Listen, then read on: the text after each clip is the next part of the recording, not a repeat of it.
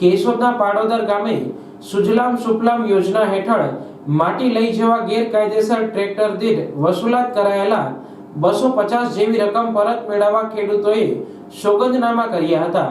ખેડૂતો આ સોગંદનામાને જોડી ખાણ ખનીજ વિભાગ અને કલેક્ટરને ફરિયાદ કરશે।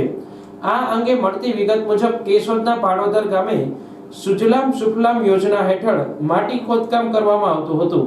આ માટી ખોદકામમાં સિંચાઈ વિભાગ દ્વારા જે જગ્યાની મંજૂરી આપવામાં આવી હતી તે સિવાયના અન્ય જગ્યાએ ગેરકાયદેસર ખોદકામ કરવામાં આવતું હોય। આ અંગે ટેલિફોનિક ફરિયાદ થતા મૂળ જગ્યાએ ખોદકામ શરૂ કરાયું હતું। આ બંને જગ્યાએ ગેરકાયદેસર માટી ચોરી કરવામાં આવતી હોય દંડનીય કાર્યવાહી કરવા મામલતદારને ખેડૂતોએ આવેદન આપ્યું હતું। જેના બીજા જ દિવસે ખેડૂતોએ કેશોદ આવી ખોદકામના માટી ચોરી કરી ગેરરીતિ આચરવામાં આવતી હોય તેમજ ખેડૂતોને વિના મૂલ્યે આપવાની થતી માટીના તેમની પાસે ટ્રેક્ટર દીઠ ₹250 જેવી રકમ કોન્ટ્રાક્ટર દ્વારા ગેરકાયદેસર વસૂલાતી હોય તેવા ખેડૂતોએ સોગંદનામા તૈયાર કર્યા હતા। હવે આ ખેડૂતો કોન્ટ્રાક્ટર દ્વારા વસૂલાત કરાયેલી રકમ પરત મેળવવા સોગંદનામામાં રજૂઆત કરી ગેરકાયદેસર માટી ખોદકામ અને માટી ચોરી અંગે દંડનીય કાર્યવાહી કરવા ખાણ ખનીજ અને જિલ્લા કલેક્ટર શ્રીને ફરિયાદ કરશે।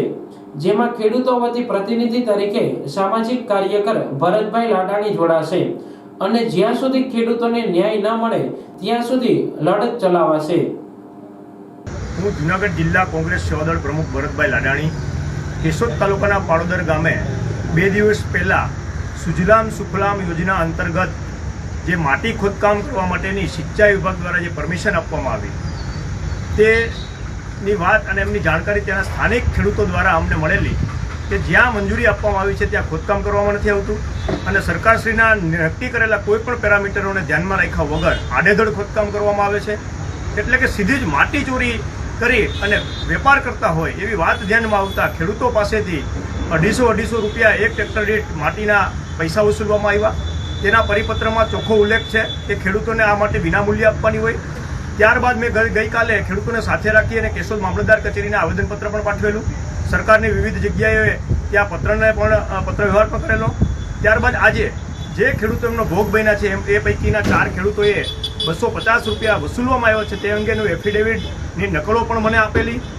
હવે હું આગામી દિવસોમાં ખાણ ખનીજ વિભાગ અને કલેક્ટરશ્રીને આવેદનપત્ર પાઠવી ત્યાં તો જરૂરી ફરિયાદો કરી સરકારશ્રીના ખાણ ખનીજ વિભાગની અંદર ઉચ્ચ કક્ષાએ રજૂઆતો કરી જે ખેડૂતો પાસેથી પૈસા વસૂલવામાં આવ્યો છે ખેડૂતોને પૈસા પરત કરવામાં આવે। જે જગ્યા પર ખોદી અને જેમના ખીચામાં લાખો રૂપિયા ગયા છે તે ખાણ ખનીજ વિભાગ છે એમની પર તવાઈ આપી અને જે કંઈ કાનૂની કાર્યવાહી થાય પોલીસ ફરિયાદ દાખલ કરવામાં આવે તેવી ઉચ્ચ કક્ષાએ રજૂઆતો અને ફરિયાદોને હું આગળ ધપાવીશ।